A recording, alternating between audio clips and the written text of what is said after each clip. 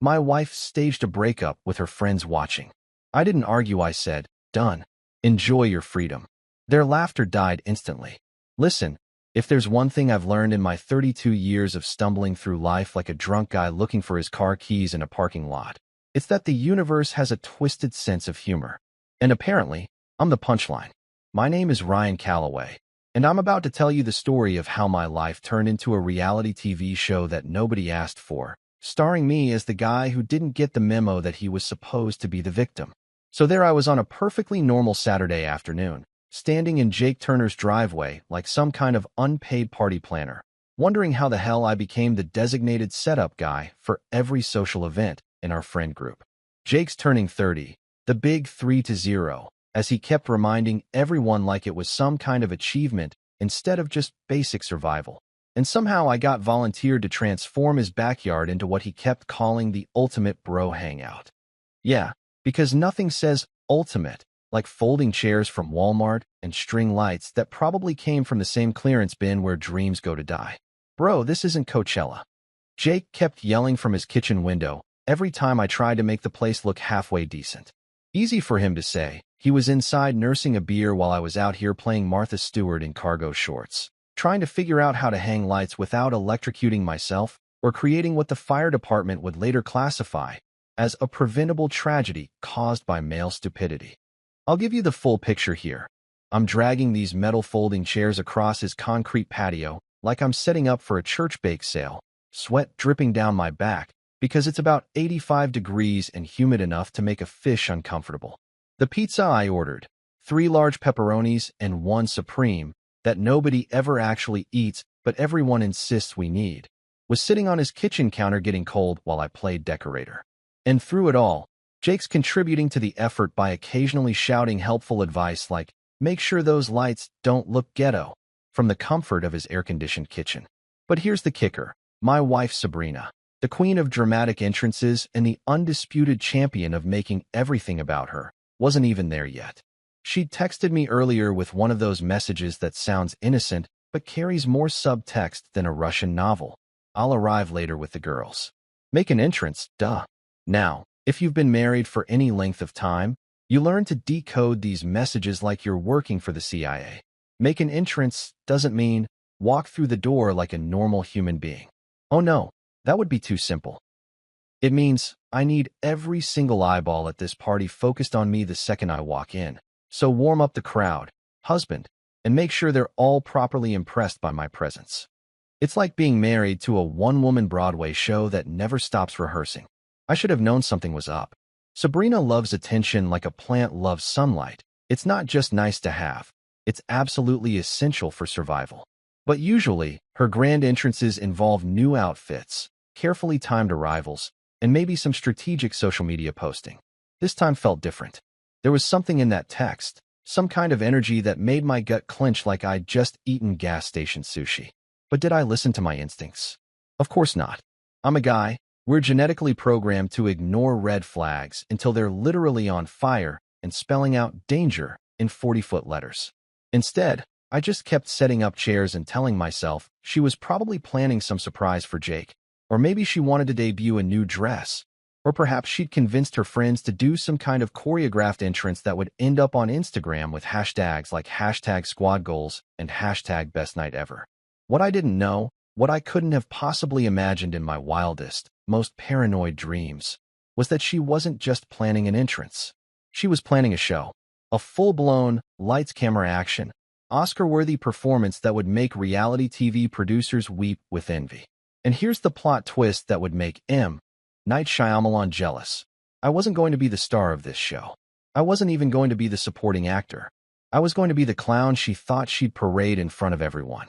As I stood there in Jake's backyard, wrestling with string lights that seemed determined to tangle themselves into some kind of Christmas decoration nightmare, I had absolutely no idea that my marriage was about to become the evening's entertainment.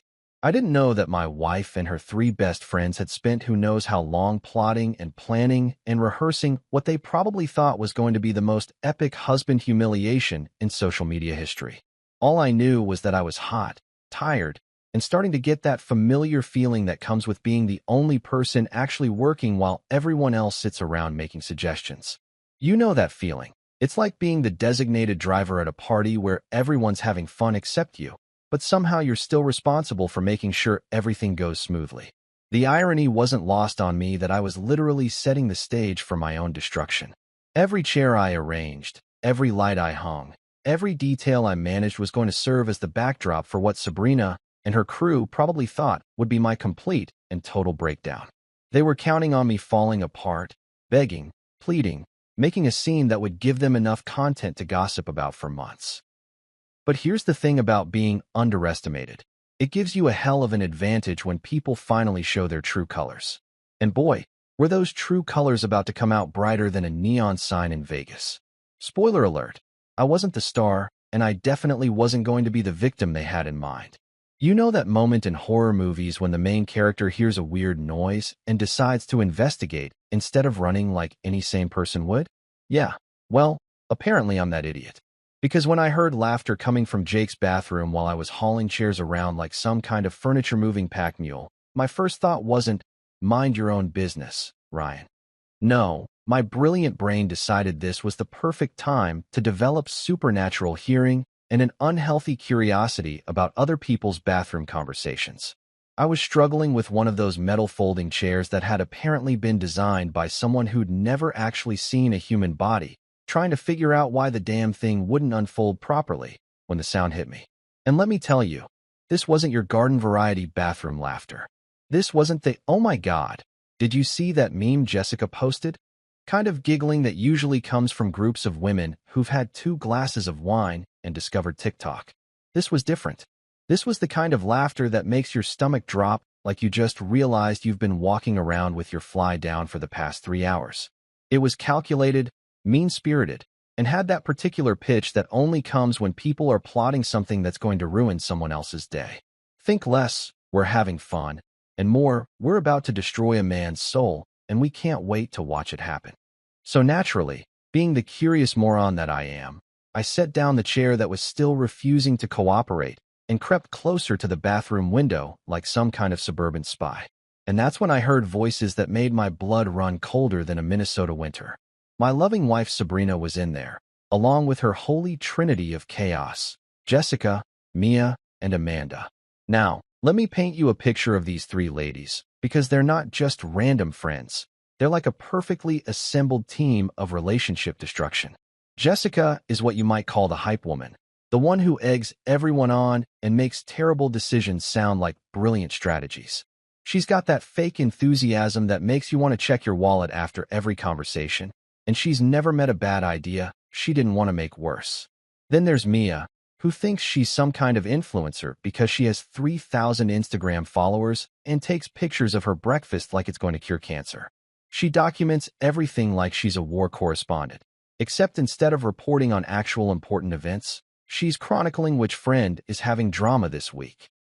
And finally, there's Amanda, who went to one yoga retreat in Sedona and now thinks she's some kind of life coach sent from the universe to fix everyone's problems, usually by making them infinitely more complicated. These 3 together are like a perfect storm of female toxicity wrapped in positive affirmations and overpriced athleisure wear. So there I am, crouched by the bathroom window like a creep, listening to what sounded like the worst theater rehearsal in human history. And that's when I realized that's exactly what it was, a rehearsal. They were practicing lines like they were getting ready to audition for the world's most devastating soap opera. This isn't working, Ryan. I heard Sabrina say in this voice I'd never heard before, cold, detached, like she was reading a grocery list instead of supposedly ending our marriage. Perfect. Jessica's voice chimed in. Now remember, pause for effect. Let him process it for a second before you hit him with the next line. You don't try anymore, Sabrina continued, and I could practically hear the fake emotion she was trying to inject into her voice. It was like listening to a community theater actress who'd been told she was playing Lady Macbeth but had only ever done dinner theater. Ooh, yes. That was Mia, probably already thinking about how many views the inevitable video would get. That's going to hit him right in the feelings. Make sure you get that on camera, Jess. And then Amanda's voice, dripping with that fake spiritual wisdom that made me want to throw something. Remember, Sabrina, this is about your journey of self-discovery. You're not the villain here. You're a woman reclaiming her power. I swear, if I had rolled my eyes any harder, they would have fallen out of my head and rolled down the driveway. Amanda could make ordering a hamburger sound like a spiritual awakening if you gave her 5 minutes and a Crystal's catalog. Wait until he begs, Sabrina said, and there was actual excitement in her voice now, like she was looking forward to watching me grovel. Get it on camera. I want to capture the exact moment he realizes what he's losing. And that's when it hit me like a freight train carrying a cargo of pure, unadulterated rage. This wasn't a spontaneous relationship conversation that was going to happen. This wasn't even a real breakup. This was entertainment. I was about to become the unwilling star of their twisted little reality show, complete with cameras rolling and an audience of my closest friends watching me supposedly fall apart for their amusement. They had turned my marriage into a performance art piece, and I was the canvas they were planning to paint with humiliation. The whole thing was so calculated, so cruel, and so absolutely insane that I actually had to lean against the wall to keep from falling over. Here I was, setting up chairs and hanging lights for a party, while my wife and her 3 stooges were in the bathroom plotting my emotional destruction like they were planning a surprise birthday party. Except instead of cake and presents, they were serving up public humiliation with a side of divorce papers. The worst part? They were clearly expecting me to play along. They had written me a role in their little drama, and that role was devastated husband who breaks down and begs for another chance while everyone films it. They thought they knew exactly how this was going to play out. I'd be shocked, hurt, desperate, and ultimately pathetic enough to provide them with the kind of content that would keep them entertained for months. I stood there for what felt like hours, but was probably only a few minutes, listening to them fine-tune their plan like directors preparing for the world's most twisted movie shoot. They discussed camera angles, timing, even which friends they thought would have the best reactions when the show started. Tom's going to lose his mind, Jessica said with obvious glee. He's always telling guys to fight for their women. This is going to be better than Netflix. And that's when I realized something that would change everything. They had no idea I was listening. They thought I was still out there, obliviously setting up their stage, completely unaware that I was about to become the evening's entertainment. But here's the thing about underestimating someone. It usually comes back to bite you in the ass. And as I stood there listening to my wife rehearse my humiliation, I started to smile. Not because I was happy, but because I suddenly realized that they had just handed me the perfect opportunity to turn their little show into something they definitely weren't expecting. The hunter was about to become the hunted, and they had absolutely no idea what was coming. If you've never experienced the unique pleasure of watching your wife and her friends emerge from a bathroom conspiracy like they're walking down a red carpet at the Oscars, let me paint you a picture. It's like watching a group of amateur actors who think they're absolutely nailing their performance, completely unaware that the audience knows they've been rehearsing in the can for the past 20 minutes. They came out in formation, and I mean that literally. Sabrina led the pack like she was commanding a squad of sorority sisters heading into battle, with Jessica flanking her left, Mia on the right with her phone already positioned for optimal filming angles, and Amanda bringing up the rear with that serene, fake-enlightened expression she probably practices in the mirror every morning. It was like watching Mean Girls, except instead of high school hallways, they were strutting through Jake's living room, and instead of teenage drama, they were orchestrating what they thought would be adult relationship warfare. Sabrina made a beeline straight for me with this smile that would have looked sweet to anyone who hadn't just overheard her rehearsing my emotional destruction. She planted a kiss on my cheek, soft, lingering, exactly the kind of kiss that says, "I love you," to everyone watching while simultaneously saying, "You have no idea what's about to hit you," to the guy receiving it. The whole thing was so perfectly calculated that I almost had to admire the acting skills, even though she was using them to plan my humiliation. "Hey, baby," she said, loud enough for half the room to hear, her voice dripping with that fake honey sweetness that I now recognized as pure performance. "Thanks for setting everything up so perfectly. You're such an amazing husband." Jessica caught my eye over Sabrina's shoulder and had the audacity to wink at me. Not a friendly wink.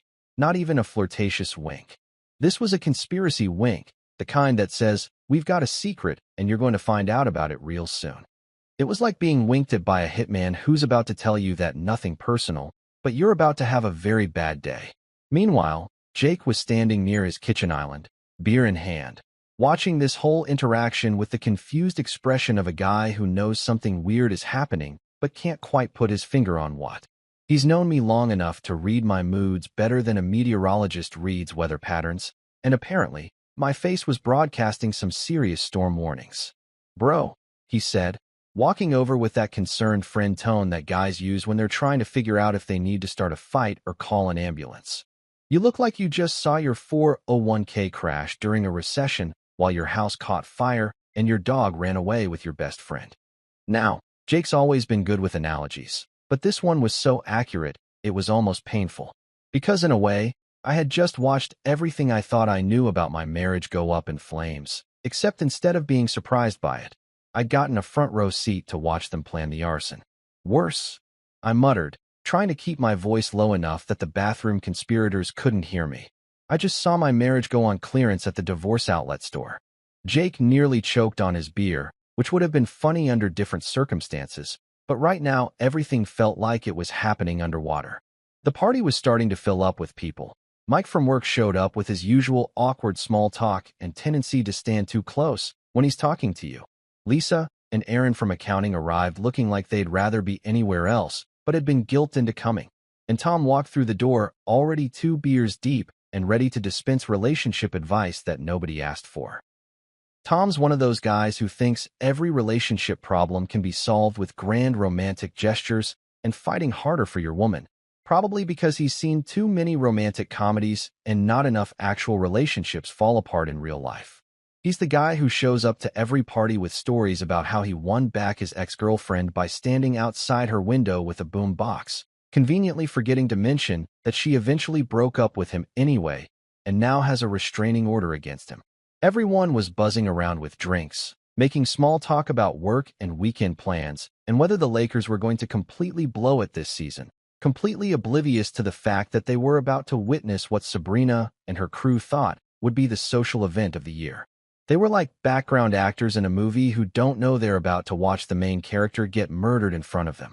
I could feel the energy building in the room, that particular electricity that comes with anticipation, except most people thought they were just here for cake and beer and maybe some embarrassing stories about Jake's college years.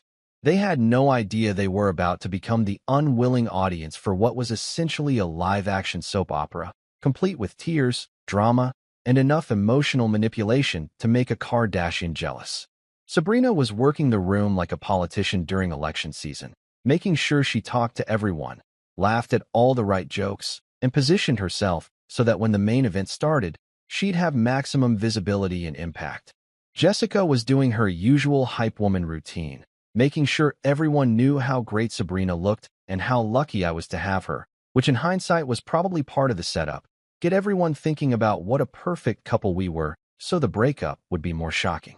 Mia was being more subtle, but I caught her checking camera angles and lighting, probably trying to figure out the best position to capture what she thought was going to be my complete breakdown. She kept adjusting her position in the room like a photographer setting up for a wedding, except instead of capturing happy memories, she was preparing to document what they all thought would be my emotional destruction. Amanda was doing her usual spiritual advisor routine, talking to people about energy and karma and how the universe has a plan for everyone, which was rich considering she was actively participating in a plan to humiliate someone for entertainment. But that's Amanda for you. She can justify anything as long as she frames it as some kind of cosmic lesson or journey of self-discovery. The whole scene was surreal, like being in a dream where everything looks normal, but you know something terrible is about to happen. I was standing in my best friend's living room, surrounded by people I genuinely cared about, watching my wife prepare to destroy our marriage for sport, and none of them had any idea what was coming. But here's the thing, neither did she. You know how in movies, there's always that moment right before everything goes to hell where time seems to slow down, and you can almost hear the dramatic music building in the background? Well, real life doesn't come with a soundtrack. But I swear I could feel the tension in the room shift like the atmospheric pressure before a tornado hits. It was exactly 9 o'clock, and I know this because I checked my watch like some kind of doomsday prepper counting down to nuclear winter, when Amanda gave Sabrina what I can only describe as the nod. It wasn't just any nod. This was a theatrical director's cue, the kind of subtle signal that says, places, everyone, it's showtime. I watched Amanda check her phone, look around the room to make sure the audience was properly positioned, and then give Sabrina that little head tilt that basically screamed, "Initiate Operation Destroy Ryan's Dignity," in front of everyone he knows.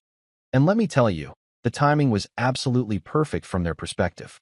The party had hit that sweet spot where everyone was just drunk enough to be emotionally invested in whatever drama was about to unfold, but not so drunk that they'd forget about it tomorrow.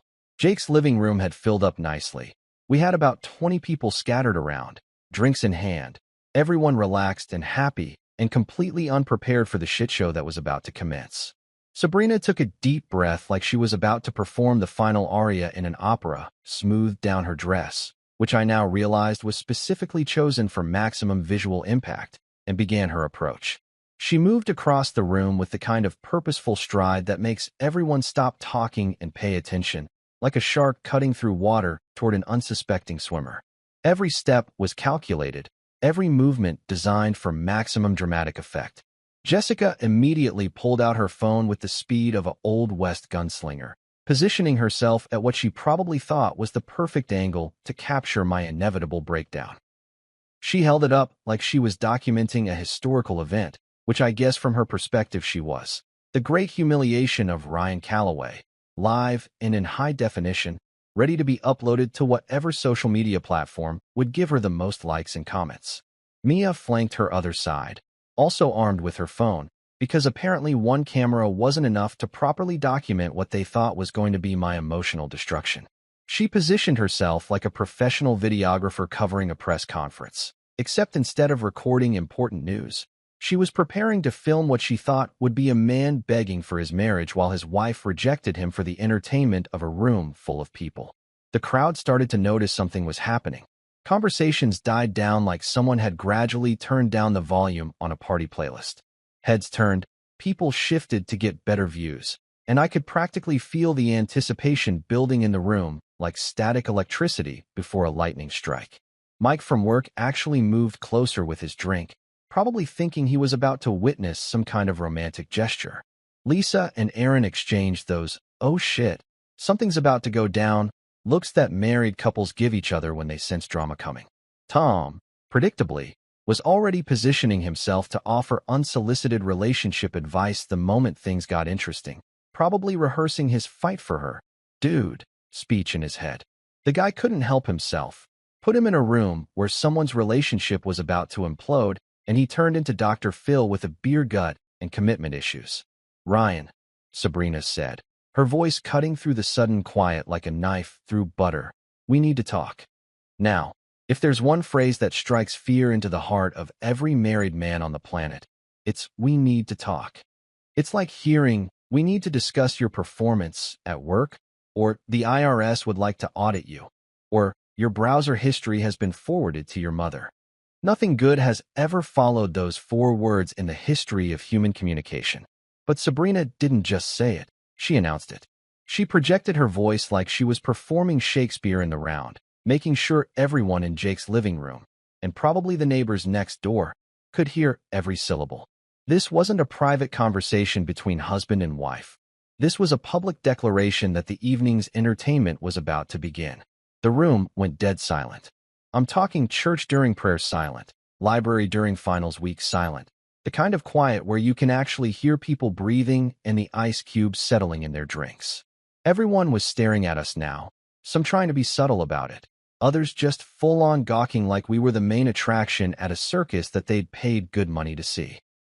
Phones started tilting in our direction like flowers following the sun. I could see the glow of screens lighting up faces around the room as people either started recording or got ready to record, because God forbid something dramatic happens in 2025 without being documented for social media posterity. The whole scene was surreal.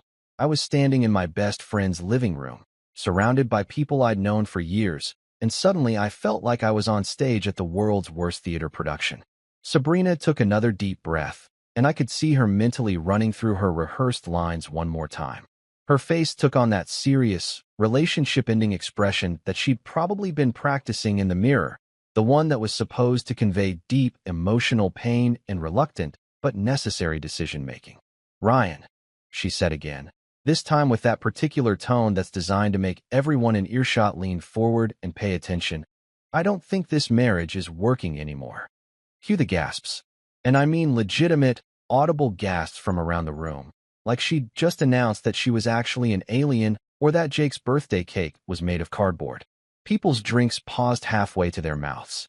Conversations that had been happening in corners came to a complete stop. Even the background music seemed to quiet down, as if Jake's Spotify playlist was somehow aware that it was supposed to provide dramatic underscoring for this moment. Jessica's phone was practically glowing with excitement as she captured what she thought was going to be the first moment of my emotional breakdown. Mia was positioned like a documentary filmmaker, probably already thinking about how many views this video was going to get and what hashtags would trend the highest. Amanda stood off to the side with that serene, spiritually enlightened expression that made her look like she was witnessing some kind of sacred ceremony instead of participating in the planned humiliation of someone she'd known for years. Everyone was waiting for my response. You could feel the anticipation in the room like humidity before a thunderstorm. They were all expecting the show to begin, waiting for me to start pleading or crying or making whatever scene Sabrina and her crew had prepared them to witness. And that's when I calmly put my drink down on Jake's coffee table, looked directly at my wife. This woman I'd been married to for 4 years, who'd just performed what she thought was the opening line of my public destruction, smiled like I'd just heard the setup to a really good joke, and delivered my line with the precision of a stand-up comedian who'd been waiting his entire career for this exact moment. Done. Enjoy your freedom. And just like that, their grand Broadway finale turned into open mic night at a funeral. Have you ever watched someone's face when their entire plan falls apart in real time? It's like watching a computer trying to process information that doesn't compute. There's this moment where everything just freezes while their brain attempts to reconcile what just happened with what they expected to happen, and the results are absolutely priceless. The laughter from Sabrina's little crew didn't just stop. It died a violent, spectacular death, like a Wi-Fi signal in the basement of a concrete bunker during a thunderstorm. 1 second they were practically vibrating with excitement, phones raised, ready to capture my inevitable breakdown and emotional begging. And the next second they were staring at me like I'd just spoken fluent Klingon while juggling flaming torches. Jessica's phone actually started to wobble in her hands, like she couldn't quite maintain her grip on it anymore. The girl had been so confident that she was about to film the social media content of a lifetime. Watch this man completely fall apart when his wife dumps him. You won't believe what happens next. And instead she was recording what looked like the world's most anticlimactic breakup. Her finger was still hovering over the record button, but you could see in her eyes that she was starting to realize this wasn't going according to script. Mia's perfectly curated Instagram-ready expression had completely crumbled. She'd probably spent the last 20 minutes mentally composing the caption that would go with this video. Something about love and loss and dramatic life moments, with approximately 17 hashtags, including hashtag relationship drama and hashtag real life, and maybe hashtag heartbreaking. Now she just looked confused, like she'd shown up to film a tragedy and accidentally wandered into a comedy show instead. But Sabrina was the real masterpiece. She was blinking at me like I'd suddenly grown a second head or started speaking in mathematical equations. Her perfectly rehearsed expression of righteous relationship termination had been replaced by something that looked like a mix of confusion, panic, and the dawning realization that her carefully orchestrated plan was currently exploding in her face like a cheap firework. "You're not gonna fight for me?" she asked, and there was something almost pitiful in her voice now, like a little kid who'd just been told that Santa Claus isn't real and the Easter Bunny is just a guy in a costume. The whole room was holding its collective breath, waiting to see how this was going to play out. You could practically hear people's minds racing, trying to figure out if this was some kind of elaborate joke or if they'd just witnessed the fastest, most casual divorce agreement in relationship history. I shrugged, and I made sure it was the most nonchalant, couldn't care less shrug in the history of shoulder movements. Why would I fight for someone who just dumped me in front of a Costco-sized audience? That's like fighting for a job after they've already fired you and posted your replacement's resume on LinkedIn. The room rippled with nervous chuckles, the kind of laughter that happens when people aren't sure if they're supposed to be entertained or horrified. Mike from work actually snorted into his beer, which broke some of the tension, but also made everything feel even more surreal. I mean, I continued, really getting into the spirit of things now. I can fight Jake for the last slice of pizza because that's a worthy cause. I can fight the cable company when they try to charge me for premium channels I never ordered. Hell, I'll fight the self-checkout machine at Target when it keeps telling me there's an unexpected item in my bagging area. But fighting for someone who just announced to everyone at this party that our marriage is over? Hard pass. That got some actual laughs from the crowd, and you could see Sabrina's panic starting to set in as she realized that the room's sympathy was shifting away from her and toward me. This wasn't how it was supposed to go. In her script, I was supposed to be devastated, desperate, willing to do anything to win her back, while she graciously and publicly rejected my pleas. Instead, I was getting laughs while she stood there looking like she'd miscalculated every single variable in her master plan. Tom, bless his predictable little heart, chose that moment to jump in with his signature brand of unwanted relationship counseling. "Dude," he said, already slurring slightly because Tom can't attend a social gathering without treating it like a personal drinking marathon. "At least try.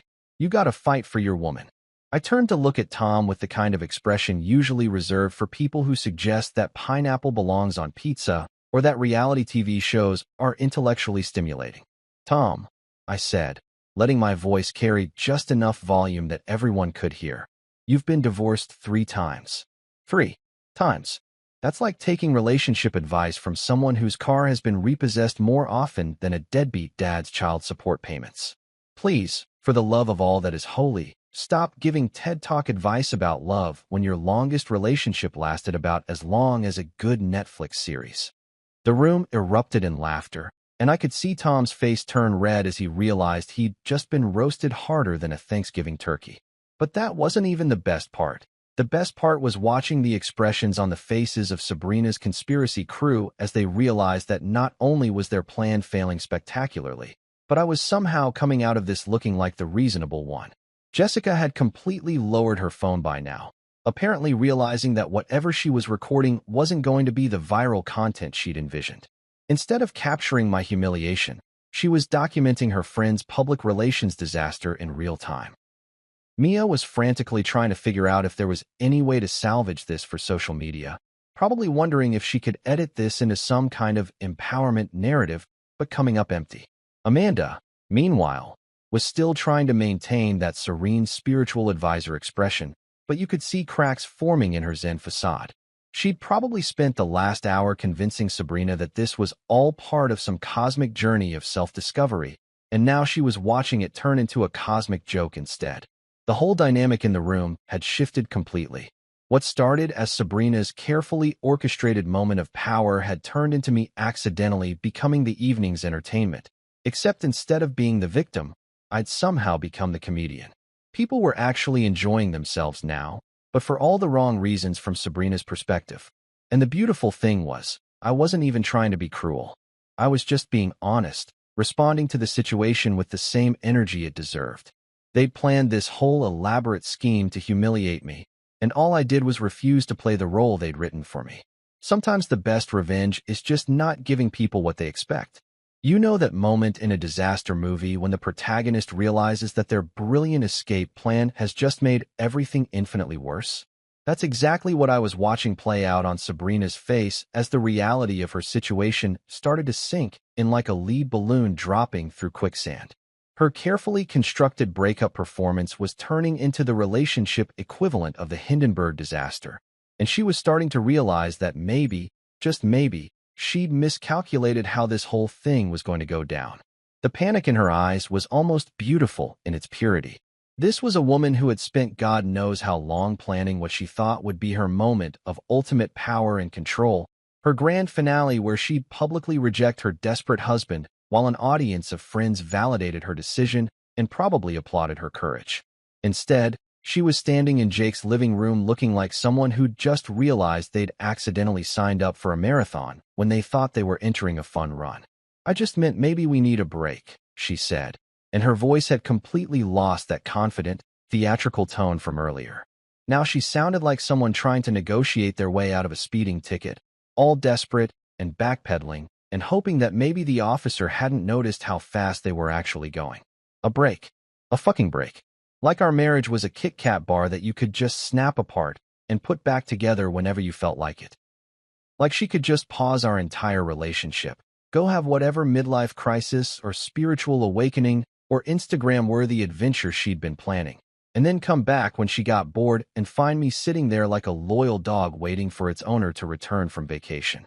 Oh, perfect, I said, letting my voice carry that particular tone of sarcasm that I usually reserved for dealing with customer service representatives who kept insisting that the problem was on my end.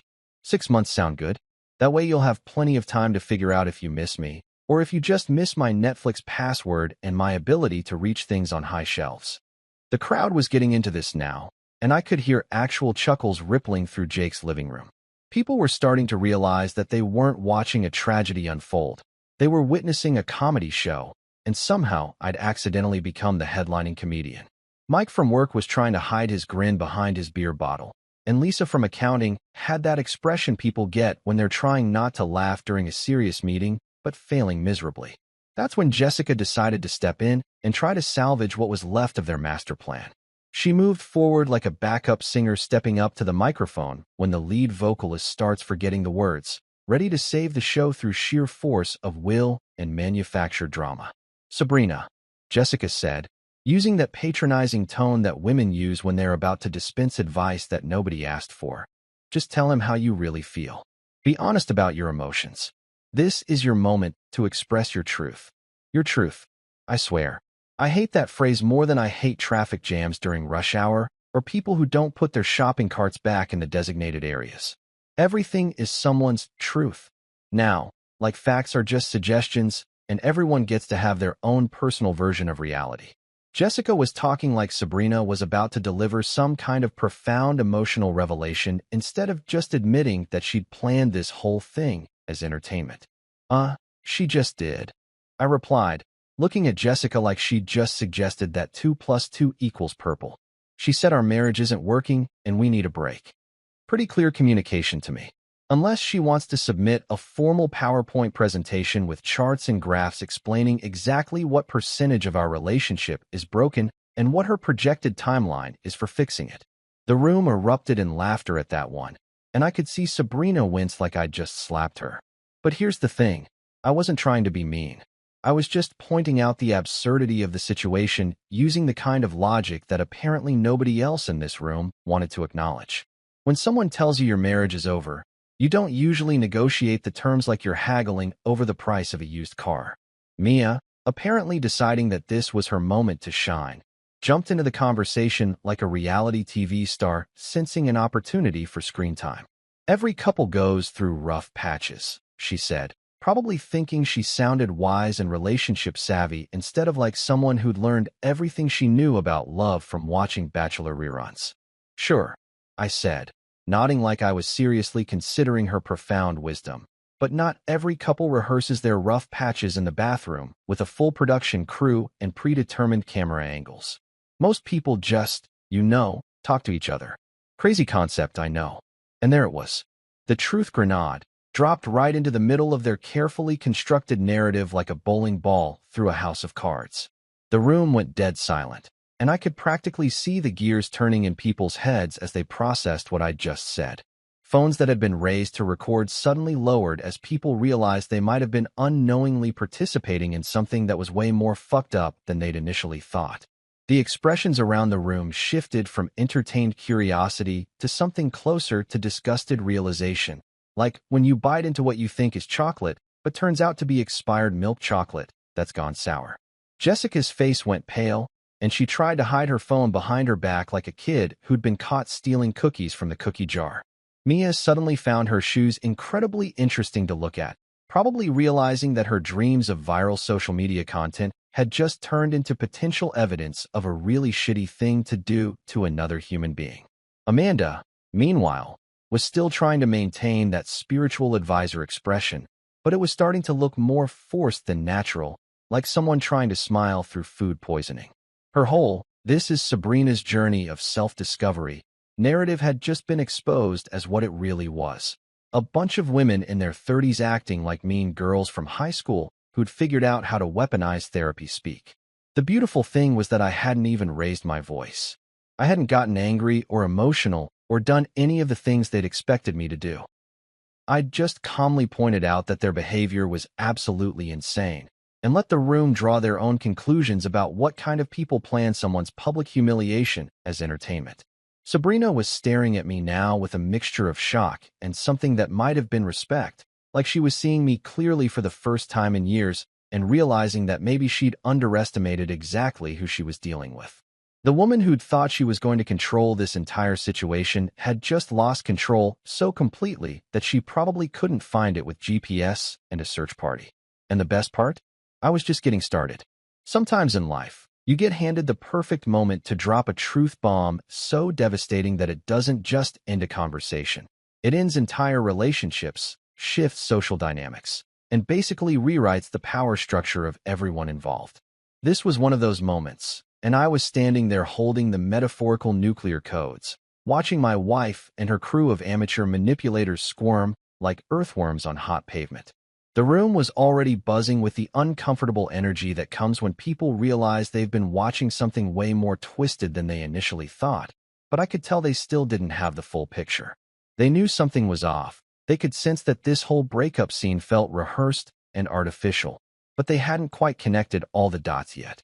And that's when I decided it was time to draw them a fucking map. I took a deep breath, looked around the room at all these people I genuinely cared about.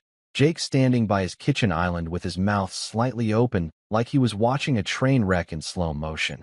Mike from work clutching his beer like it was a life preserver. Lisa and Aaron from accounting looking like they wanted to disappear into the furniture. And I realized that they deserved to know exactly what kind of performance they'd been unwillingly drafted to witness. "You know what, everybody?"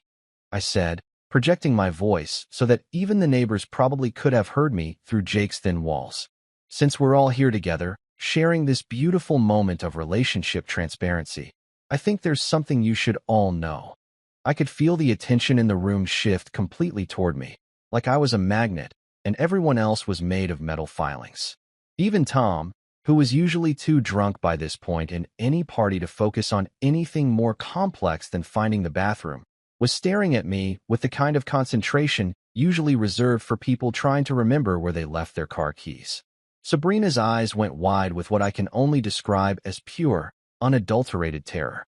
She looked like someone who'd just realized they were standing in quicksand, and every movement they made was only going to make things worse. Jessica was shaking her head slightly, probably hoping she could somehow telepathically convince me to shut up and let them salvage whatever was left of their dignity. But here's the thing about dignity. You can't lose what you never had. And these women had forfeited theirs the moment they decided to turn my marriage into their personal entertainment system. Funny thing, everyone. I continued, letting the anticipation build like a drum roll before the high-wire act. About 20 minutes ago, while I was out here setting up chairs and hanging lights like some kind of unpaid party planner, I heard something interesting coming from Jake's bathroom. The silence in the room was so complete that you could have heard a pin drop on carpet. People weren't just listening anymore. They were leaning in, sensing that whatever was coming next was going to be either hilarious or horrifying, and possibly both. I overheard them, all four of them, rehearsing this entire breakup scene. The script, the camera angles, the timing, even the part where I was supposed to beg and grovel while they filmed it for their social media entertainment. This whole thing, tonight's little drama fest, it was choreographed like a fucking Broadway musical, except instead of singing and dancing, they were planning to humiliate me in front of all my friends. The room exploded. I'm talking about gasps that could have registered on the Richter scale, shocked exclamations, and the kind of murmuring that happens when a crowd processes information that's so outrageous it takes a minute for their brains to fully accept it as reality.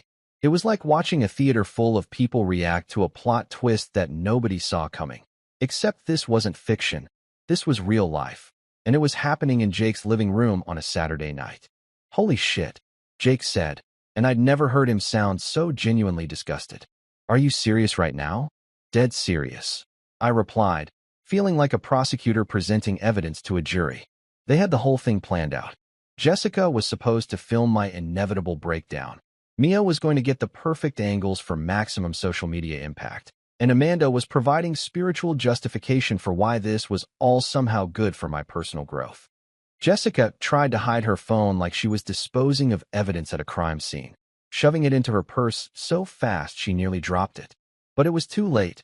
Everyone in the room was now looking at her like she was someone who'd been caught stealing from a charity fundraiser. The same woman who'd been so confident about documenting my humiliation was now desperately trying to become invisible. Mike from work actually set his beer down hard enough that it made a sound on Jake's coffee table. "That's insane," he said, and coming from Mike, who usually needed 3 drinks and a formal invitation to express an opinion about anything, that was like a declaration of war. The whispers started immediately, spreading through the room like wildfire in dry grass. Who does that to their husband? That's completely psychotic. Can you imagine planning something like that? I would never speak to someone again if they did that to me. Lisa from accounting looked like she wanted to throw something at Sabrina. Aaron was shaking his head like he couldn't quite believe what he'd just heard. Even Tom, who usually defended women in every relationship dispute regardless of the circumstances, was staring at Sabrina's crew like they'd just admitted to drowning puppies for fun. Mia, who had been so excited about capturing content for her Instagram account, now looked like she wanted to crawl under Jake's couch and hide until everyone forgot she existed. The woman who'd spent the entire evening positioning herself for the perfect video angles was now trying to blend into the wallpaper like a chameleon having an identity crisis. Amanda, meanwhile, was still attempting to maintain that serene spiritual advisor expression, but it was cracking faster than cheap makeup in summer heat. Her whole "this is about Sabrina's journey" narrative had just been exposed as what it really was, a steaming pile of new age bullshit designed to justify treating another human being like entertainment. But the real masterpiece was Sabrina herself. The woman who'd walked into this party planning to orchestrate my public humiliation was now standing in the middle of Jake's living room, surrounded by people who were looking at her like she'd just revealed herself to be a serial killer who collected toenails as trophies. Her carefully constructed victim narrative had collapsed faster than a house of cards in a hurricane. And the beautiful thing was, I still wasn't angry. I wasn't shouting or getting emotional or doing any of the things they'd probably hoped I'd do so they could paint me as the unstable one. I was just calmly stating facts and letting everyone else draw their own conclusions about what kind of people they were dealing with. Academy Award material, indeed. You know what they say about the best laid plans of mice and men? Well, apparently nobody told Sabrina that quote, because after I'd just nuked her entire scheme from orbit in front of everyone she knew, she decided that the appropriate response was to follow me outside and try to salvage the unsalvageable. It was like watching someone try to put Humpty Dumpty back together again with nothing but Scotch tape and sheer determination. I'd walked out onto Jake's front lawn because, frankly, the air inside had gotten thick enough to cut with a knife, and I needed about 30 seconds to process the fact that I'd just accidentally become the evening's hero instead of its victim. The night air felt good against my face, and for the first time all evening, I could actually hear myself think without the background noise of people whispering about what kind of sociopathic behavior they'd just witnessed. But apparently, Sabrina wasn't done with her performance. She came bursting through Jake's front door like she was being chased by angry villagers with pitchforks, tears streaming down her face in what I can only assume was supposed to be her dramatic Act 2 redemption scene. Her 3 accomplices trailed behind her like backup dancers who'd forgotten the choreography, looking like they'd rather be literally anywhere else on the planet. "I'm sorry, Ryan. I didn't mean it," she cried, and the desperation in her voice was so thick you could have spread it on toast. She was sobbing now, the kind of ugly crying that happens when someone realizes they've just torched their entire life with a plan that made about as much sense as using gasoline to put out a fire. I looked at her standing there in Jake's front yard, mascara running down her cheeks like war paint, her carefully chosen breakup outfit now looking less like power dressing and more like costume from a rejected reality TV show. The woman who'd walked into that party planning to humiliate me in front of our friends was now begging for forgiveness under a streetlight, like we were starring in the world's most pathetic romantic comedy. "Right?" I said, using the same tone I usually reserved for explaining to customer service representatives that yes, I really did cancel my subscription 3 months ago, and no, I shouldn't be getting charged for it. You accidentally gathered 3 friends, held a rehearsal in Jake's bathroom, choreographed camera angles, planned the perfect timing, and scheduled my public humiliation. Total accident. Happens every Tuesday. I'm sure the instruction manual for healthy relationships has a whole chapter on how to accidentally orchestrate your husband's emotional destruction for social media content. Jessica, Mia, and Amanda were standing behind Sabrina like the world's most uncomfortable Greek chorus, probably wishing they could disappear into the ground like some kind of human mole people. Jessica kept looking at her phone like she was hoping someone would call her with an emergency that required her immediate departure, preferably to another state. Mia was staring at her shoes like they contained the secrets of the universe. And Amanda was still trying to maintain that Zen spiritual advisor expression, but it was about as convincing as a $3 bill. That's when Amanda decided to make what might have been the worst decision of the entire evening, which is really saying something considering the competition. She stepped forward with that particular brand of confidence that comes from spending too much time reading self-help books and not enough time actually helping anyone. Every relationship needs testing, she said, like she was delivering profound wisdom instead of justifying the emotional equivalent of setting someone's car on fire to see if they really love their transportation. I turned to look at Amanda with the kind of expression usually reserved for people who suggest that vaccines cause autism or that the earth is flat. "Oh, that's interesting," I said, letting my voice carry just enough sarcasm to power a small city. "Cool philosophy, Amanda. Let's test it out. How about you call your boyfriend right now? What's his name? Derek? And tell him you're leaving him. Make it really dramatic. Get it on camera. Post it on Instagram with some hashtags about female empowerment and personal growth. Let's see if he cries or if he just says, 'Okay, cool,' and goes back to watching Netflix. I'll even bring popcorn to make it a proper viewing experience." The silence that followed was so complete that I swear I could hear crickets chirping 3 blocks away. Amanda's mouth opened and closed like a fish that had suddenly found itself on dry land, trying to come up with some kind of response that would justify her involvement in this clusterfuck without admitting that what they'd done was completely insane. That's different," she finally managed to stammer out, which was about as convincing as claiming that water isn't wet. "Different how?" I pressed, because I was genuinely curious to see how she was going to spin this. "Because Derek's not married to you? Because you haven't been together as long? Or because deep down you know that what you helped plan tonight wasn't a test of our relationship? It was just cruelty with bad production values and even worse moral justification." Mia tried to jump in and save Amanda from further embarrassment, probably sensing that their whole crew was about 30 seconds away from complete social annihilation. "Look, Ryan," she said, using that tone people use when they're trying to de-escalate a situation they helped create. "Maybe we all just got carried away. Sometimes friend groups make bad decisions together." "Oh, absolutely." I agreed, nodding like I was seriously considering her point. Friend groups make bad decisions all the time.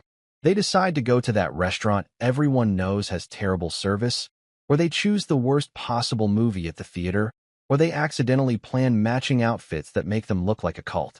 But most friend groups don't decide to collaborate on psychologically torturing someone for entertainment purposes.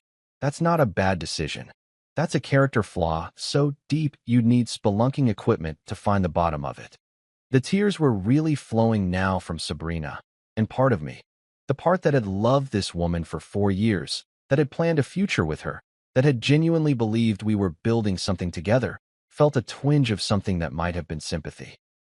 But then I remembered the sound of her voice in that bathroom, practicing the lines she was going to use to humiliate me, planning exactly how she was going to break me down in front of everyone I cared about, and that sympathy evaporated faster than water on hot asphalt.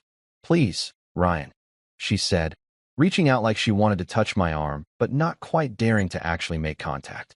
"Can't we just talk about this? Just the two of us? Without everyone watching?" I looked at her for a long moment. This woman who'd shared my bed for 4 years, who knew how I liked my coffee and what movies made me cry and exactly which buttons to push when she wanted me to do something I didn't want to do. The woman who'd apparently decided that all of that history, all of those shared moments and inside jokes and quiet Sunday mornings, were worth sacrificing for a few minutes of social media content and the temporary thrill of public drama. "Talk," I said finally. "Sure, let's talk. Let's talk about how you spent time planning my humiliation instead of planning our future. Let's talk about how you involved your friends in destroying our marriage for entertainment. Let's talk about how you thought so little of me that you assumed I'd just break down and beg while you filmed it. We can talk about all of that, Sabrina. But if you think there's any conversation we could have that would make this okay, you're living in a fantasy world that makes Disney movies look like gritty documentaries. The next morning, my phone started buzzing at approximately 7:43 a.m. like it had suddenly developed ADHD and couldn't sit still. I'm talking constant notifications, text after text, calls I didn't answer, voicemails I didn't listen to, and the kind of digital harassment usually reserved for people who've accidentally gone viral for falling down stairs or getting attacked by a peacock at the zoo.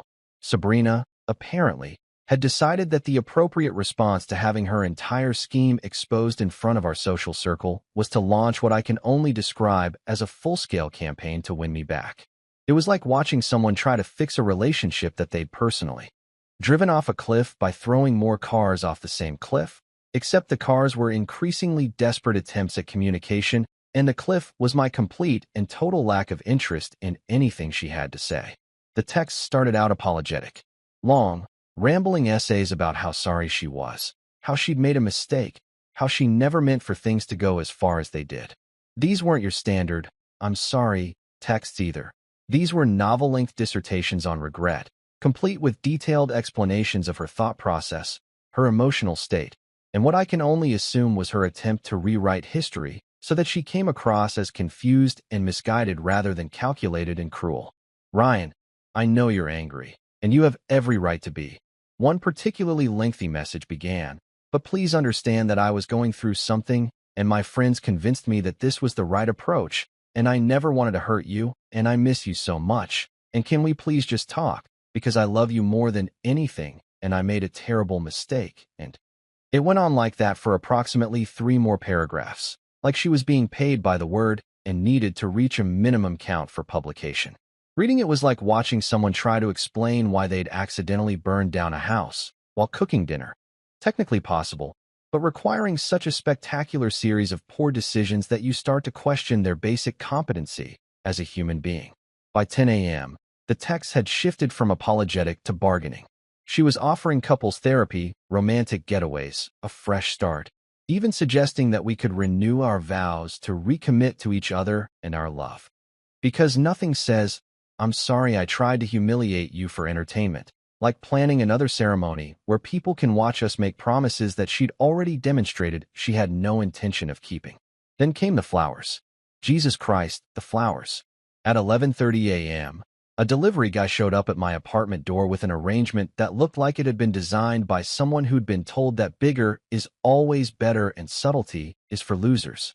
We're talking about a bouquet so massive that it barely fit through my doorway, the kind of over-the-top display that screams, "I have made a terrible mistake, and I'm hoping expensive flowers will somehow fix it." The card read, "Ryan, these roses are as beautiful as the love we share. Please don't let one mistake destroy what we've built together. Forever yours, Sabrina." I looked at these roses, probably $200 worth of gilt flowers, and realized that this was exactly the kind of grand gesture that Sabrina thought would work on me. She'd apparently learned nothing from the previous evening's disaster and was still operating under the assumption that the right combination of romantic cliches and expensive displays would make me forget that she'd spent time planning my public humiliation with her friends. I gave the entire arrangement to Mrs. Patterson, my 73-year-old neighbor who has 6 cats and a tendency to tell me way too much information about her dating life. She was absolutely delighted, and I figured the flowers would get more appreciation from her than they'd ever get from me. Plus, her cat Mr. Whiskers seemed particularly interested in batting at the ribbon, so at least someone was getting entertainment value out of Sabrina's guilt offering. By noon, when the flowers hadn't worked their supposed magic, Sabrina escalated to showing up at my apartment in person.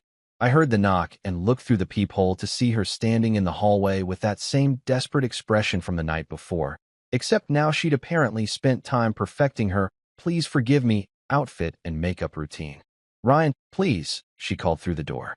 "Just give me 5 minutes. I know I screwed up, but we can fix this." "Sorry," I called back, not bothering to open the door. "My schedule's completely booked today.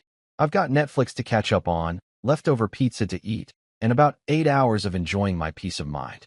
No room in there for Humiliation 2.0, the sequel nobody asked for. I could hear her crying in the hallway, probably hoping that the neighbors would hear her and somehow pressure me into opening the door. But here's the thing about living in an apartment complex. Most people have their own problems and aren't particularly interested in getting involved in someone else's relationship drama, especially when that drama involves one person trying to manipulate the other through public displays of distress. Meanwhile, word about what had happened at Jake's party was spreading through our social circle faster than gossip at a small-town church. My phone was buzzing with messages from friends who'd been there, friends who'd heard about it from friends who'd been there, and even people I barely knew who'd somehow gotten the story through the social media grapevine. Jake texted me around 2 p.m. "Bro, people are still talking about last night. I've had 3 different people call me asking if what they heard really happened. Word is spreading like wildfire, and not in a good way for Team Sabrina."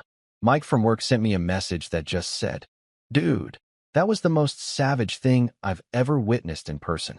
Remind me never to piss you off." Even Lisa from accounting, who usually stayed out of personal drama like it was radioactive waste, texted, "I can't stop thinking about what happened. I've never seen anything like that. How are you holding up?" But the real indicator of how badly Sabrina and her crew had miscalculated was when Tom, who usually defended women in relationship disputes regardless of the circumstances, who'd been divorced 3 times but still believed in fighting for love, sent me a text that just said, "What they did was fucked up, man. You handled it perfectly." When Tom thinks you've been wronged by a woman, you know the situation is pretty clear-cut. The story was making rounds on social media too, though thankfully not with the video content that Jessica and Mia had originally planned to create. Instead, it was spreading through word of mouth, text messages, and the kind of private group chats where people dissect social events like amateur anthropologists studying particularly bizarre tribal behavior. Jake told me later that people were calling Sabrina's little squad everything from completely insane to the kind of friends you need to drop immediately if you want to maintain any credibility as a decent human being. Apparently, our social circle had reached a unanimous verdict about their bathroom rehearsal scheme, and that verdict was not favorable. By evening, my phone had finally stopped buzzing quite as frantically, though I was still getting the occasional message from someone who'd just heard the story and wanted to express their disbelief or support. The whole experience was surreal. I'd gone to Jake's birthday party expecting a normal evening of drinks and terrible karaoke, and somehow I'd ended up becoming the unexpected star of what people were already calling the most brutal relationship takedown in social media history. And the funny thing was, I hadn't set out to destroy anyone. I just refused to play the role they'd written for me. 8 months later, I was sitting in a coffee shop that actually knew how to make coffee instead of serving burnt water with delusions of grandeur, watching people walk by through the window and marveling at how much my life had changed since that night at Jake's party. It's funny how one evening can completely alter the trajectory of your existence, like a GPS recalculating your route, except instead of avoiding traffic, you're avoiding toxic people and manufactured drama. Life had become comedy again instead of the psychological thriller it had turned into during the final months of my marriage. I was sleeping better, laughing more, and had rediscovered the simple pleasure of coming home to an apartment where nobody was plotting my emotional destruction in the bathroom while I made dinner. It's amazing how peaceful life becomes when you're not constantly wondering what fresh hell your significant other and her friends are cooking up for your entertainment value. The divorce had gone through with surprisingly little drama, probably because Sabrina realized that trying to fight me in court after what had happened at Jake's party would be like trying to win a public relations battle after everyone had already seen the behind-the-scenes footage of you being completely insane. Her lawyer probably took one look at the situation and advised her to cut her losses and move on before she made things even worse for herself, if that was even possible. Our social circle had essentially exiled Sabrina and her crew of amateur relationship terrorists. Jessica, Mia, and Amanda had become social pariahs faster than influencers lose followers after a particularly tone-deaf Instagram post. The story of their bathroom rehearsal scheme had become legendary in our friend group, the kind of cautionary tale people told when they wanted to illustrate the absolute worst way to handle relationship problems. Jake had become something of a folk hero for hosting what people were now calling the party where Ryan destroyed 4 people with pure logic and zero emotion. He'd started referring to his living room as the scene of the crime and would occasionally give tours to new friends, pointing out where Sabrina had delivered her rehearsed breakup lines and where I'd dropped the truth bomb that ended her entire scheme. But the real victory wasn't the social media fame or the fact that I'd accidentally become a legend in our friend group. The real victory was Claire. I'd met Claire at a bookstore, of all places, which should have been my first clue that she was operating on a completely different level than my ex-wife. She was in the philosophy section, reading Sartre and looking like she actually understood it instead of just posing for Instagram photos with books she'd never opened. When I made a joke about existential dread being the perfect weekend reading, she laughed. Not the fake, performative laugh that I'd gotten used to, but a genuine, surprised laugh that made me remember what it felt like to connect with someone without having to worry about hidden cameras or ulterior motives. Claire had one radical quality that set her apart from every other woman I'd dated in recent years. She communicated like an adult human being instead of like a character in a reality TV show. When she had a problem, she talked about it. When she was happy, she expressed it. When she disagreed with something, she said so directly instead of orchestrating elaborate schemes designed to manipulate me into some predetermined emotional response. It was revolutionary.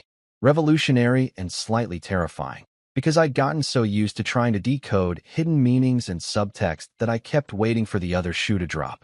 I kept expecting her to reveal that her straightforward communication style was actually an elaborate long con, that she was secretly filming our conversations for some kind of social experiment, or that she had a crew of friends somewhere analyzing my responses and planning my downfall. But months went by, and Claire continued to be exactly who she appeared to be, a smart, funny, emotionally stable woman who treated relationships like partnerships instead of performance art projects. When I finally told her the story of my marriage's spectacular public ending, she listened without judgment, asked clarifying questions like a reasonable person, and then laughed so hard she nearly spit out her wine. "That's not a test, Ryan," she said, wiping tears from her eyes. "That's cruelty with bad production value and even worse moral justification." And that's when I knew I'd found someone special. Not because she sided with me, though obviously that was nice, but because she immediately understood the fundamental absurdity of what Sabrina and her friends had done. She didn't try to find excuses for their behavior or suggest that maybe there was some deeper meaning I was missing. She just called it what it was, completely fucked up behavior from people who'd lost sight of basic human decency. Claire had a way of cutting through bullshit that was both refreshing and occasionally terrifying. When I told her about Amanda's "every relationship needs testing" philosophy, she raised one eyebrow and said, "Sure, and every person needs oxygen, but that doesn't mean you test it by strangling them." The contrast between my relationship with Claire and my marriage to Sabrina was so stark that it was like comparing a home-cooked meal to gas station sushi. With Sabrina, every conversation had been a minefield of potential triggers, hidden meanings, and emotional landmines waiting to explode. With Claire, we could talk about anything: politics, movies, our families, our fears, our dreams, without me having to worry that she was secretly recording our conversations for future use against me. We'd been dating for 6 months when she met some of our mutual friends at a barbecue, and Jake couldn't resist telling the story of the night Ryan became a legend.